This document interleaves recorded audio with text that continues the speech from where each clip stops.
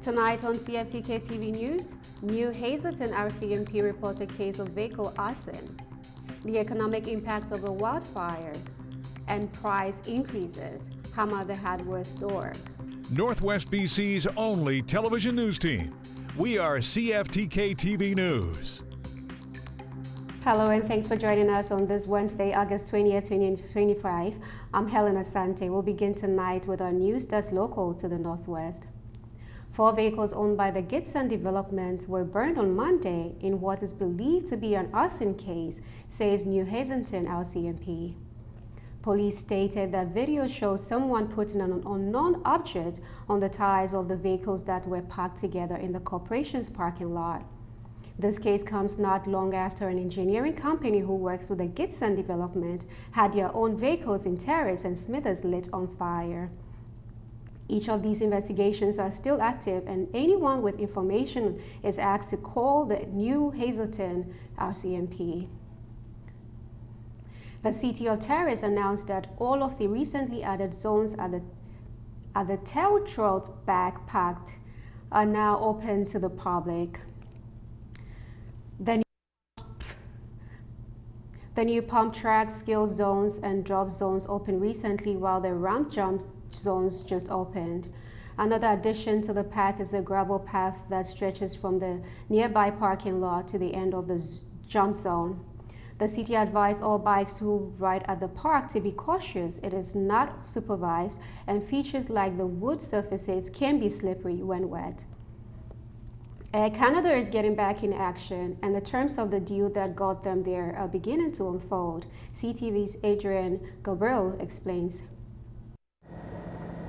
With Air Canada slowly getting its fleet off the ground, industry watchers say parts of the proposed deal will leave some flight attendants deflated. They won't be able to afford the cost of living and living wage in Toronto and Vancouver. Air Canada and CUPE have yet to confirm the wage increase being offered, but multiple aviation insiders, including McGill University's John Graddick, say they've seen the numbers. 12% increase immediately for the junior flight attendants, 8% for the more senior flight attendants, and then progressively through the contract, 3.5%, 3%, and then 2.5%. Though the pay grade for cabin crew with less than 5 years of service will still fall short of what some U.S. carriers offer their staff who work out of major hubs. If you happen to live in LA, if you happen to live in New York, or happen to live in Chicago, we're giving you an extra $2,000 a month. And that should get you up to a living wage in those cities where you have a high cost of living. Air Canada flight attendants haven't been receiving an hourly wage while checking in passengers. CTV News has confirmed that the airline is now offering 50% of their hourly rate as ground pay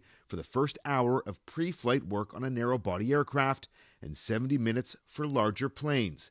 The ground pay rate will increase to 70% by the time the deal expires in 4 years. The flight attendants at Air Canada felt that this was a negotiating element of their contract that they could get a lot of Canadians to support. Air Canada's offer of ground pay follows a similar move already made by Delta Airlines in the U.S. It could trigger similar demands by flight attendants at other Canadian carriers. WestJet's contract with its cabin crew expires at the end of the year. A source tells CTV News that CUPE began presenting the Air Canada offer to their members this morning. Voting is expected to be completed by the end of next week.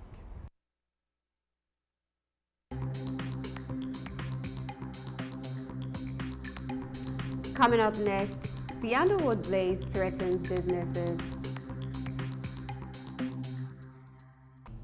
Hello again. The economic impact of wildfire is hitting a small community on Vancouver Island. CTV's Andy Garland has the story. Banfield is supposed to be in peak tourism season. This is the busiest time of the year. Everybody's full. August is the one month when we all make money. And August 11th, it was like someone, flicked the lights off. McKay Bay Lodge says they've lost quite a bit of customers due to the wildfire closing the only main road in. Now, instead of driving, a lot of their fishing guests are launching their boats in Port Alberni and sailing up the inlet. We've got 5 generators scattered all through the property, just trying to keep the cabins and the lodge going. Running all those generators has taken its toll on providing amenities like laundry and hot water, which in turn has become a financial burden on fuel costs. I haven't even sat down to figure it out, but probably up to 250 liters a day. The president of the Chamber of Commerce for Banfield says businesses are concerned about the lack of visitor traffic they typically see during this month, and want people to know they are open for business and they can get to town by other means. We are certainly open by water. Come bring your own boat. Come on the Francis Barkley. There is an access road, however, it's very rough. The alternative road is through Yubo and was used a couple years ago when the Cameron Bluff wildfire shut down Highway 4 for weeks, which posed challenging driving conditions. The Ministry of Transportation did about 12 hours of grading to try and hit some of the rough spots, but there has been a lot of call-ins with regards to flat tires and some challenges getting through. Director with the regional district for the area wants to see the Ministry of Transportation improve the alternative route immediately. Make it an easier route, not only for the residents of Banfield, but for those who would like to visit. Ministry of Transportation did not respond in time to meet our deadline today. There's so many wonderful stories about people reaching out and trying, offering to help. Neighbors helping neighbors is one thing Banfield and the Huet First Nation are leaning on during these challenging times. Andy Garland, CTV News. We're going on more updates on the Nova Scotia wildfire forcing evacuation of campground. CTV's Paul Hollingsworth reports. With the out-of-control Long Lake wildfire possibly heading in this direction, campers were told to pack up and leave. And we had until 5 o'clock Wednesday to get everything out. Shelley Wagner came here 2 weeks ago to escape a wildfire burning near her home in Halifax. And then we get this to deal with. It's just too much. Jason Freeman is hauling Wagner's trailer to a safe location. Freeman is also a volunteer firefighter. I helped out with the Shelburne fires back in 2023, so it just brings back memories of that, of people evacuating and the teamwork. Teamwork in the form of random acts of kindness, like community members dropping off bottles of water for the volunteers. That's something that can't get enough of. A steady stream of support from people who are grateful for the work being done to save their homes. Well, it's good because it could be my house that's in danger. This wildfire is putting a lot of stress and strain on the entire community. The people who live in this area and have been evacuated have the option of staying at the Red Cross shelter. Evacuee Julie Hannum has chosen to not stay at the shelter. Hannum normally thrives on doing good deeds for others. I'm not used to having it done for me. She's keeping busy delivering food to the crews working on the other side of this barrier. We made 240 subs and we just sent them out. The work by firefighters and community support will continue until the fire is extinguished. We need rain, rain, rain. And more rain. Until then, people in Annapolis County are living with evacuation orders, fear, and a high level of concern as this massive wildfire continues to burn. Paul Hollingsworth, CTV News, West Dalhousie, Nova Scotia. Turning to your Northwest weather report. Tonight on the North Coast, expect conditions to be partly cloudy with a low of 11 degrees. Over the next few days on the North Coast, expect a pretty consistent mix of sun and clouds, with clouds clearing for a sunny Saturday. Daily highs between 18 and 19 degrees. Overnight lows between 12 and 13 degrees. Tonight in the Terrace Kitimat area, expected to be mainly cloudy with a 30% chance of showers, winds from the south at 20 kilometers per hour, gusting to 40, becoming light this evening, low 9 degrees. Over the next few days in the Terrace Kitimat area, expect temperatures to continue to rise, getting up to a sunny 27 degrees for both Saturday and Sunday. Overnight lows between 10 and 13 degrees. Tonight in Barkley Valley and Lakes District, expect a few clouds, fog patches developing overnight, winds from the west at 20 kilometers per hour, gusting to 40, becoming light this evening, low +1. Over the next few days, in the Berkeley Valley and Lakes districts, expect a nice long string of sunny summer weather. Daily highs from 22 rising up to 29 degrees. Overnight lows between 6 and 9 degrees. Checking your northwest highways now. On Highway 16, construction in Prince Rupert, detour in effect, bridge maintenance, road maintenance, utility work, shoulder maintenance, paving operations. On Highway 37, crack sealing, mowing, bridge construction, roadside brushing and sweeping. On Highway 37A, paving operations, fallen rocks. And this is what the roads were looking like this afternoon around the region from the view of the Province Highway comes.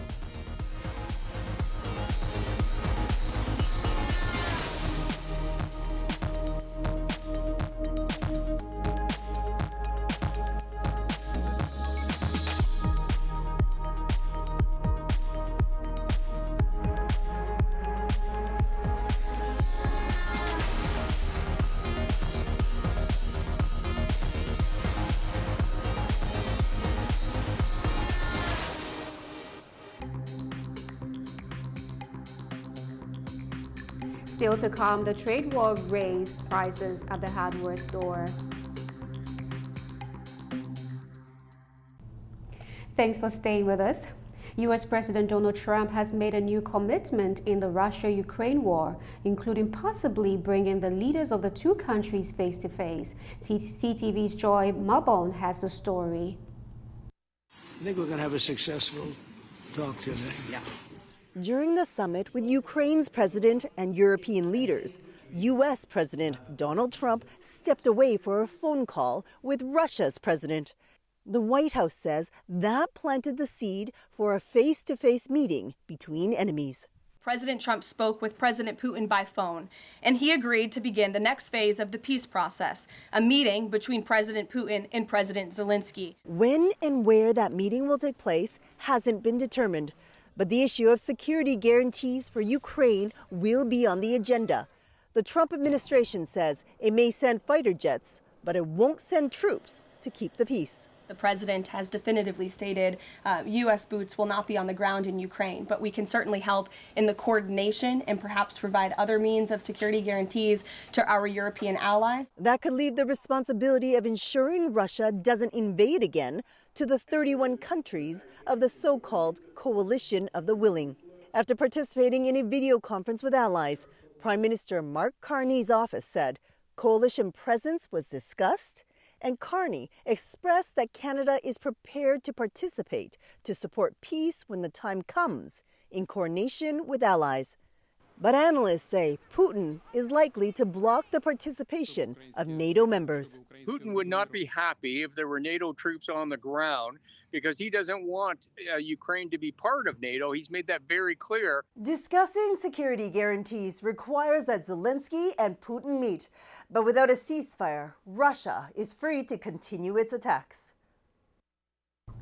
The International Criminal Court is condemning the Trump administration slapping of sanctions on a Canadian judge. The ICC says the action from the White House is a flagrant attack against the independence of an impartial judicial institution. Today, the State Department sanctioned Kimberly Frost for ruling to authorize the court's investigation into U.S. personnel in Afghanistan. It also took action against other officials from France, Fiji, and Senegal, linking it to the tribunal's investigation into Israel's action in Gaza and West Bank. A couple survives an unexpected car crash while filming their usual online show. Here is the story.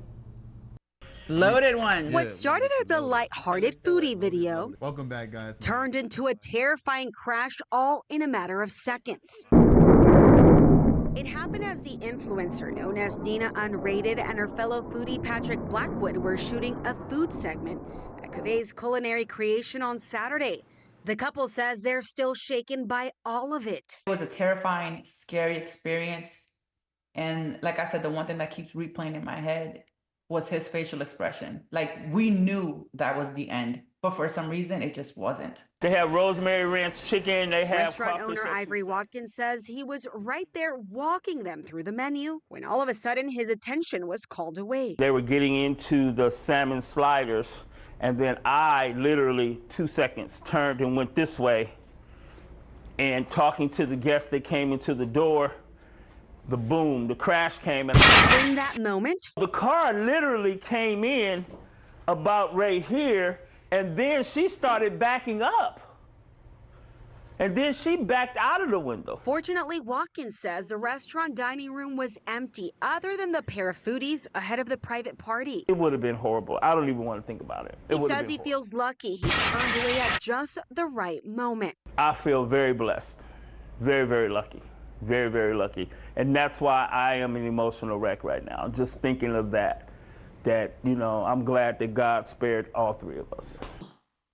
Beyond grateful. Absolutely. Beyond grateful. Beyond grateful. Grateful, lucky, fortunate.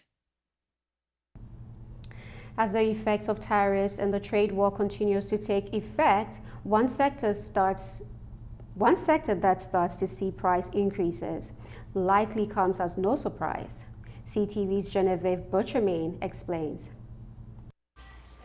Handy shoppers at Home Depot are bracing for their renovations to get a bit pricier. Manuel Rula's shed project was already over budget. Well, it makes sense that this is going to rise prices. The announcement came out of Home Depot in the U.S., where half the inventory comes from foreign suppliers, much of it subject to tariffs. Just 3 months ago, the renovation giant said it would not add that to customers' bills. But now, as operating costs rise, the price tag for some products across all its markets will go up too.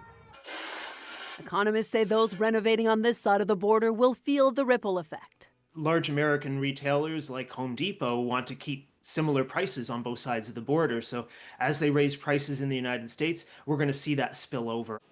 The sector boomed during the pandemic, but the renovation landscape shifted in the U.S. Uncertainty and interest rates pushed Americans away from major work to focus on smaller projects and gardening. In Canada, everything from replacing a heat pump to putting in carpet has gotten slightly pricier. Statistics Canada reported a 0.9% increase in the last quarter. Still, the situation in Canada is far more favorable for renovations than in the U.S. It's now much easier for Canadian families to afford medium-sized or even large renovation projects. Still, renovators aren't hammering away at as many big projects in this country, too. It's actually cheaper than it was a while ago. But because of the lack of consumer confidence, we're just not seeing that type of activities. Still, economists say it's probably a good idea to get to that long-delayed home renovation project before prices get any higher. Genevieve Beauchemin, CTV News, Longueuil, Quebec.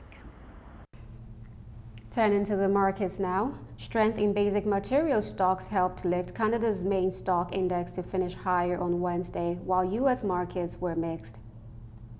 The Canadian dollar fell by under 1/10 of a cent. The price of gold rose by $29.80. Oil gained 94 cents. Natural gas had no change.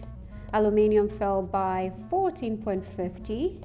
In Toronto, the TSX rose almost 55 points. The Venture Index fell by 6 points. In New York, the Nasdaq was down 142 points. And the Dow Jones rose by 16 points. Still ahead, a talented arborist takes on a new challenge.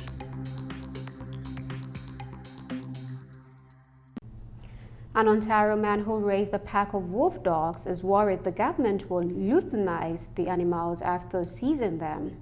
Brighton Bongad has 16 wolf dogs living on his property north of Sudbury and has been told that if a sanctuary for the animals can't be found, one last solution for them is to be disposed of.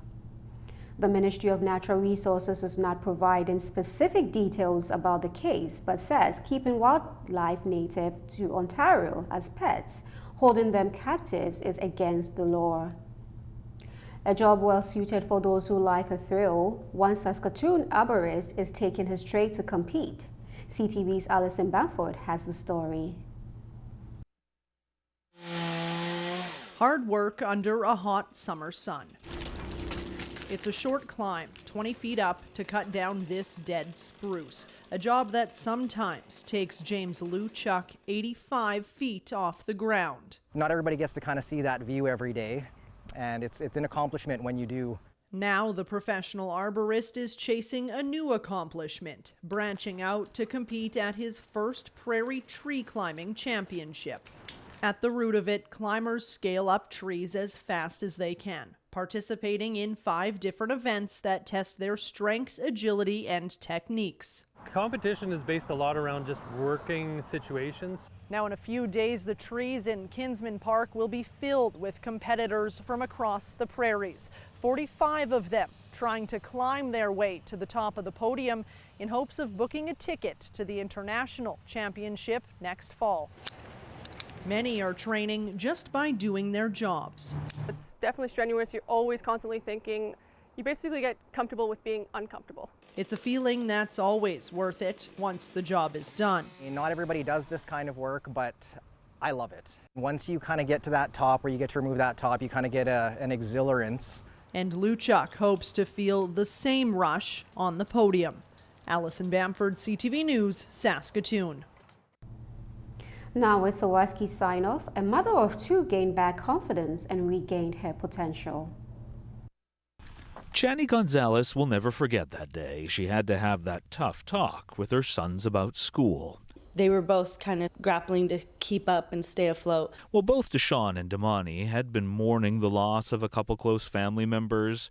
They also questioned their mom's lecture about the value of education. And then my brother was the one who said, okay, well, you didn't graduate and we're fine. Well, the boys didn't realize how much their single mom was actually struggling. They did know Chani had dropped out of school at 14. That was a slap in the face where I was like, okay, I need to do something proactive. Well, Chani considered how to move forward. She couldn't help but look back. My parents were addicts, but I had more love than most kids. But love couldn't stop their family from enduring the ravages of addiction, poverty, and homelessness, which forced Chani to start working 3 jobs instead of going to school. I always wanted to go back. I always did, but life just kept happening. While Chani experienced too many bad things over the next few years, she also welcomed 2 of the greatest and was determined to do what was best for her boys. So I was like, if I go back and try to get A's and B's, will you try to match me? And I was like, yeah, because I didn't think she actually would. Oh, I was wrong. I was so wrong. Chani returned to school 23 years after she left, and found herself juggling her kids, her homework, and facing her fears of failure. There was days I went to class and I was crying to my teacher like, I can't do this. Well, Chani's teachers inspired her to persevere. After completing enough courses to finally graduate, she inspired them to award her with 4 bursaries and honor her as valedictorian. It helped me to gain back my confidence and realize my potential. I always was just kind of satisfied with what I had, which was the least. And now I have a taste of, like, maybe I can do something in the world. Well, Chani's now planning to go to college to pursue a career in healthcare, and her boys couldn't be more proud of her accomplishments and their academic improvements. They're all grateful for the life lesson they were brave enough to teach each other. The only time you fail is when you kind of let yourself fail. No matter what can hit you in life, like, you can always bounce back. Adam Sawatsky, CTV News, Maple Ridge. That's our news for now. Thanks for watching.